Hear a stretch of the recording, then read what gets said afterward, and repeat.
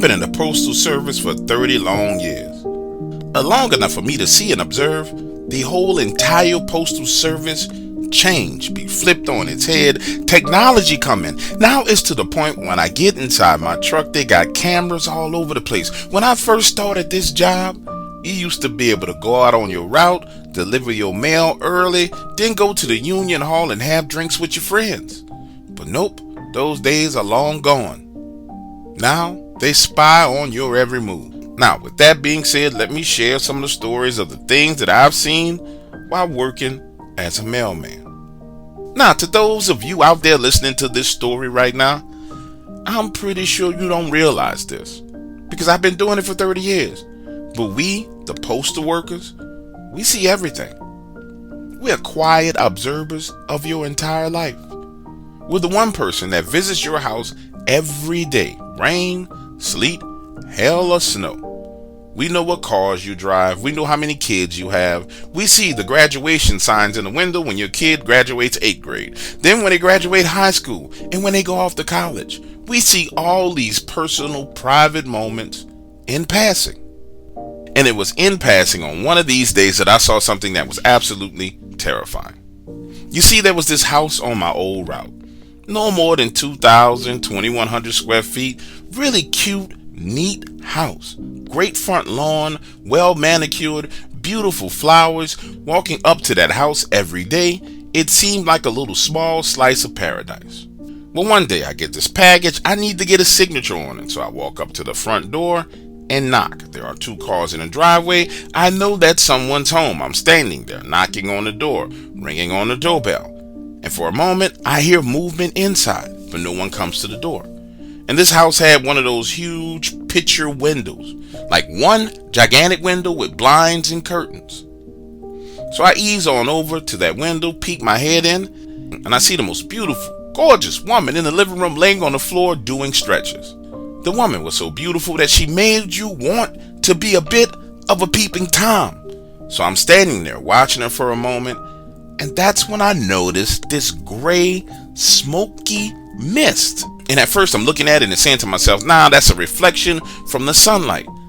But I move my head to the right and then back to the left, and it's this gray, smoky mist in the shape of a man.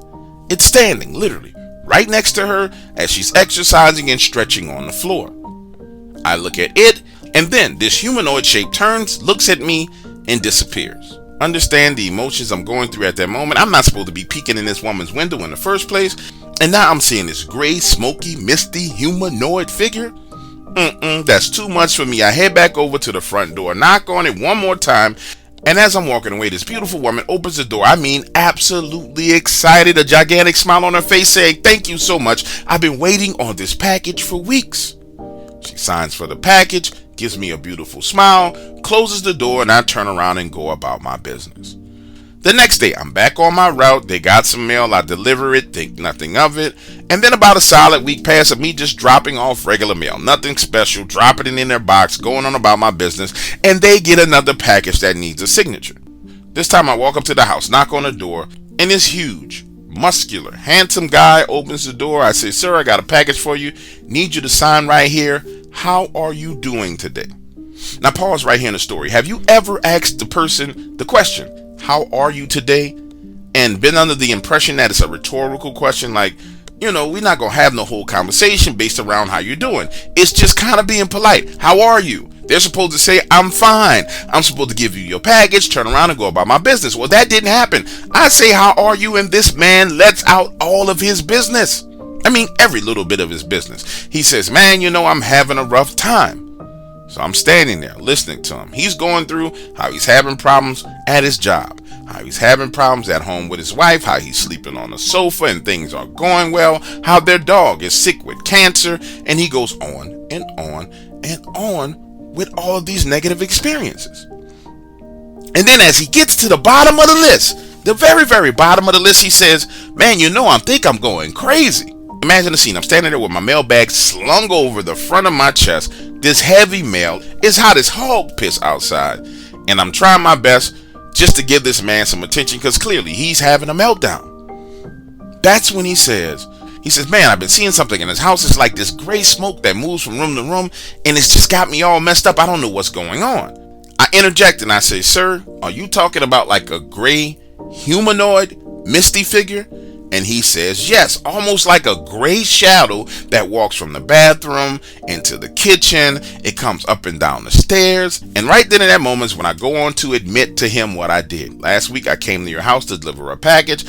I was knocking on the door. I heard noise inside, so I decided to peep through the window. Your wife was there doing her exercise on the floor. And when I say that, his eyebrow kind of lifts up like, what you doing looking at my wife? And I tell him, no. I was just trying to see if someone was at home. But sir, while I was looking through that window, I saw a gray, humanoid, smoky mist standing right next to your wife while she was exercising. He looks at me and says, so are you telling me that I'm not going crazy, that what I'm seeing is real? I tell him, sir, I don't even know you. I have no reason to lie to you. I'm just telling you what I saw. Now, he has the package in his hand. I have the paperwork already signed, so he just turns and closes the door. I go on about my business. Another week passes of me just delivering mail, not paying attention to anything that's going on. That whole situation slips my mind. And then one day I'm walking up to his house. He's outside cutting the grass, and my man has the biggest smile on his face I've ever seen. He comes over to me and he says, hey, what's your name? I tell him my name, and he says, you know what? I want to thank you, because for real, I thought I was going crazy. But it turns out you were right. There was something inside of our house.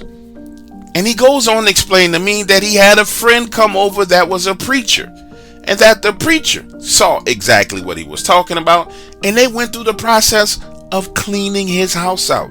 And ever since his house was cleaned out, everything has gotten better. He's no longer sleeping on the sofa. His wife is more attentive to him. The dog died, but they got another dog. And he's like, man, things at work are going better. I'm so excited. Now, understand, I'm just a mailman, baby. I don't know nothing about what he's talking about. But what I do know is that man's life seemed to have gotten better after he dealt with whatever the hell he needed to deal with. But as I go on to tell you these stories, understand, I'm just sharing with you my encounters. I don't know anything. I'm just a mailman, baby.